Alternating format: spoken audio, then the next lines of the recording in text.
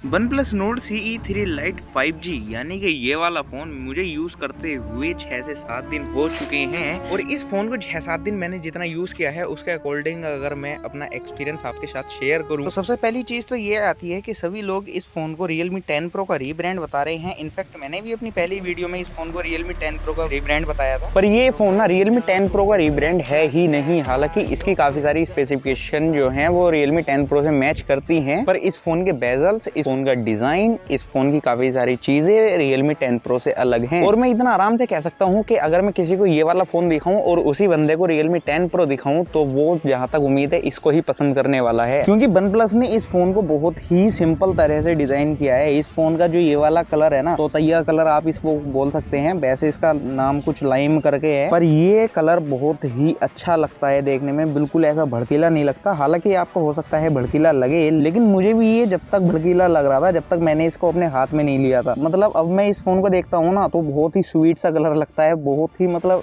Cute सा colour लगता है ये। वैसे तो ये वाला फोन एक ब्लैक कलर में भी आता है, पर मेरे को तो ये वाला कलर ज्यादा पसंद आया। और अभी तक मैंने ये फोन जितना यूज किया है मुझे इस फोन की बिल्ड क्वालिटी भी अच्छी लगी है। इस फोन के पीछे की साइड OnePlus ने ग्लास्टिक का यूज किया है। अब ग्लास्टिक हो, प्लास्टिक हो या कुछ भी हो, ग्लास हो, मुझे इतना पता है ये प्लास्टिक है। ये इस तरह से डिजाइन किया हुआ है कि इस पे स्क्रैचेस चमकते नहीं है। और यहाँ नीचे और ऊपर की साइड जो स्पीकर डाले हुए हैं उनकी लाउडनेस, उनकी साउंड क्वालिटी मुझे मतलब काफी अच्छी लगी। और नीचे की साइड ही आपको 3.5mm जैक मिलता है। अब काफी सारे यूट्यूबर्स का, इनफैक्ट मेरा भी ये कहना था कि इस फोन में IPS डिस्प्ले मिलती है, उस वजह से ये फोन आपको नहीं खरीदना चाहिए। देखो ये रहा iQOO Z7 और मैंने इन दोनों फोन को साइड बाई साइड कंपेयर किया है। इस फोन में आपको एमोलेड डिस्प्ले मिलती है जिसकी पीक ब्राइटनेस 1300 निट्स है, वहीं इस OnePlus में आपको 600 निट्स की पीक ब्राइटनेस मिलती है। लेकिन जब मैंने दोनों फोन्स को आउटडोर में साइड बाई साइड कंपेयर किया तो मुझे OnePlus की डिस्प्ले ज्यादा बेटर दिखाई दी ब्राइटनेस के मामले में। लेकिन दोनों की डिस्प्लेस को अगर इंडोर में देखा जाए तो iQOO की डिस्प्ले फार ब्राइट है OnePlus से। लेकिन जो आउटडोर वाली चीज थी कि आउटडोर में OnePlus की डिस्प्ले ज्यादा ब्राइट थी, तो वो चीज देखकर तो मैं भी शौक में पड़ गया था, यार ऐसा कैसे हो सकता है। और आपको अगर नहीं पता IPS और एमोलेड डिस्प्ले में अंतर क्या होता है तो अभी आप अपनी डिस्प्ले पर देख लो। IPS डिस्प्ले काले को काला दिखाने की कोशिश करने में डिस्प्ले को नीला कर देती है, वहीं एमोलेड डिस्प्ले जो है वो जहां पर काला रंग आता है वहां पर डिस्प्ले को ऑफ कर देती है। इसलिए ये iQOO की डिस्प्ले आपको यहाँ पर ब्लैक दिख रही है और जो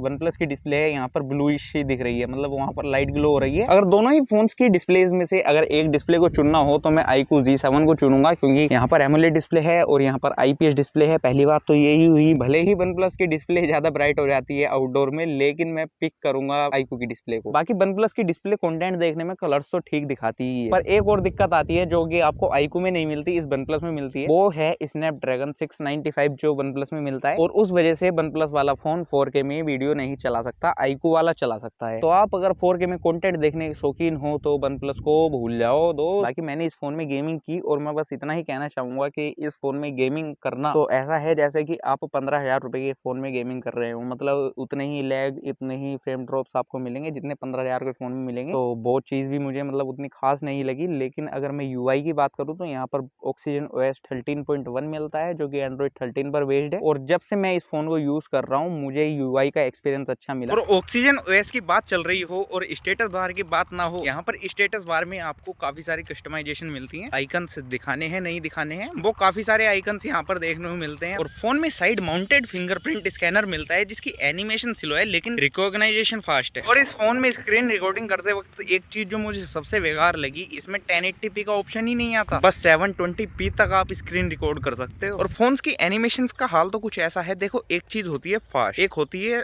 थोड़ी कम फास्ट, एक होती है स्लो, लेकिन इस फोन की एनिमेशंस हैं बिल्कुल थकी हुई। मतलब ये चीज देखो, जैसे कि मैं अभी डार्क मोड ऑन ऑफ कर रहा हूँ तो यहाँ पर एनिमेशंस देखो, और ऐप ओपन क्लोज करने वाली एनिमेशन देखो, तो वो तो देखो मुझे थकी हुई सी फील हुई 20,000 रुपए के हिसाब से। बाकी ओवरऑल परफॉर्मेंस तो फोन की अच्छी है। बाकी जब भी फोन लॉन्च हुआ था तो इसमें हॉट एप्स वाली एप्स भी थी, लेकिन अपडेट से वो चीज हट गई और अपडेट से 2-3 चीजें और गई हैं इसके अंदर से। जैसे कि इसमें एक बग था कि ये फोन चार्जिंग तो 67 वोट सपोर्ट करता है लेकिन ये 33 वोट पर चार्ज हो रहा था। और तीसरा बग था इसके कैमरा के अंदर। जब भी हम इस फोन से फोटो खींच रहे थे तो वहां पर OnePlus × हैसलब्लाड आ रहा था, जो कि इनके 70,000 रुपए के फोन में आता है। तो 20,000 रुपए के फोन में वो चीज आ रही थी। पर मेरे पास तक जब ये फोन आया था, जब तक इसमें अपडेट आ चुकी थी और मैंने इस फोन को अपडेट करने के बाद ही यूज किया है, तो मुझे वो सब चीजें नहीं मिली। बाकी इस फोन को चलाने में फील तो ऐसी आती है जैसे कि Realme का फोन आप चला रहे हो। यहाँ पर आपको एक साइड बार मिलती है जहाँ से आप किसी भी ऐप में हो दूसरे ऐप में जा सकते हो। और इस फोन में मुझे एक ये भी चीज दिखी कि आप किसी भी ऐप के नाम को चेंज कर सकते हो। जैसे कि यहाँ पर मेरी सेटिंग, अरे मेरी नहीं है भाई साहब, वो फोन की सेटिंग है। यहाँ पर मैंने इंस्टाग्राम को देखो अपना यूजर नेम से बदल दिया, तो फॉलो कर लो भाई साहब। और PUBG का नाम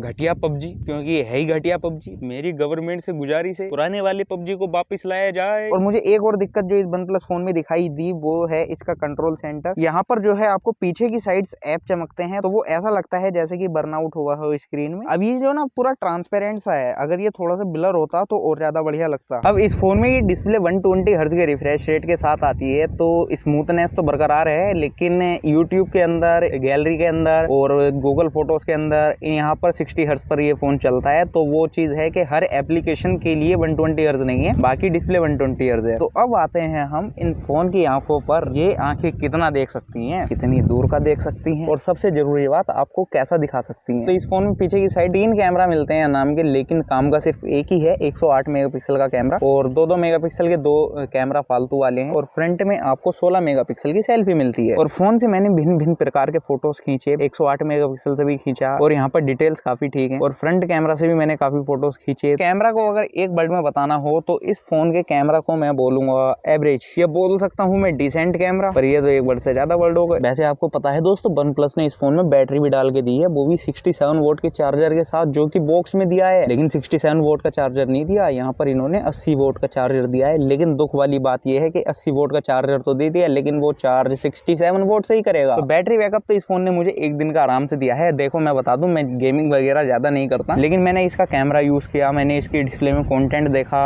और बाकी सब चीजें। तो मुझे इस फोन को सुबह चार्ज करने के बाद या तो शाम को या फिर अगले दिन ही चार्ज करना होता था। तो आप अगर बिल्कुल ठाली बंदे हो तो आपको दिन में 2 बार चार्ज करना पड़ेगा, और आप ऑफिस वगैरह जाते हो या फिर कुछ काम वाम करते हो तो आपको अगले दिन ही चार्ज करना पड़ेगा। बाकी कुछ लोग हैप्टिक्स के बारे में पूछते हैं रिव्यू के अंदर के हैप्टिक्स कैसे हैं। हैप्टिक्स का मतलब होता है कि आप कुछ भी टाइपिंग वगैरह कर रहे हो तो वहां पर जो वाइब्रेशंस आती हैं, या आपको कोई कॉल कर रहा है तो वहां पर जो फोन वाइब्रेट होता है ना, तो उसको हैप्टिक्स बोला जाता है। मतलब वाइब्रेशन मोटर के थ्रू आप तक जो फीडबैक आता है उसको हैप्टिक फीडबैक बोलते हैं। तो वो फीडबैक इस फोन में कैसा मिलता है। तो 20,000 का फोन है, बहुत ज्यादा उम्मीद तो मत रख, लेकिन जो नॉर्मल मोटर्स आती हैं इस प्राइस कैटेगरी में उससे मुझे थोड़ा बेटर मिला, क्योंकि यहाँ पर मतलब ऐसा बहुत करारी वाली वाइब्रेशन नहीं, बहुत सॉफ्ट सी वाइब्रेशन है, और वो फील भी हो जाती है जब आप कुछ भी टाइपिंग करते हो या फिर कोई कॉल वगैरह आती है। तो अब वही बात आती है, क्या आपको ये फोन लेना चाहिए 20,000 रुपए का। वैसे आपको 20,000 रुपए में 8 128 GB वाला वेरिएंट मिलेगा। तो मैंने अभी तक 3 वीडियोस में इस फोन का जिक्र किया है, और तीनों ही वीडियोस में मैंने बताया है 20,000 रुपए के अंदर मुझे 2 बेस्ट फोन यही दिखाई दिए, iQOO G7 और OnePlus Nord CE3 Lite। अब आपको अगर OnePlus का ही कोई फोन चाहिए तो आप इस फोन को खरीदो, और आपको अगर एक बेस्ट फोन चाहिए, one of the best phone under 20,000, तो ये वाला फोन आपको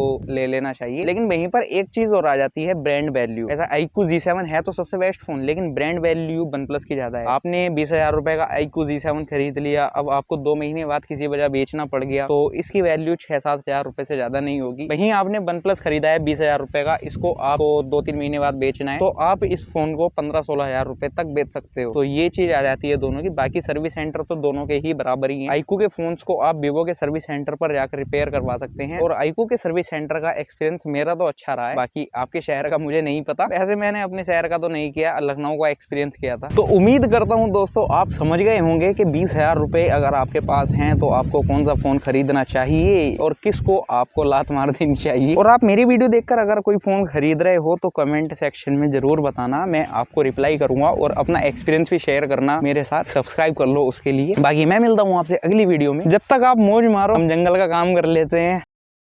तो मेरी वीडियो भी खत्म हो गई, तेरी गेहूं की मशीन नहीं है अभी तक।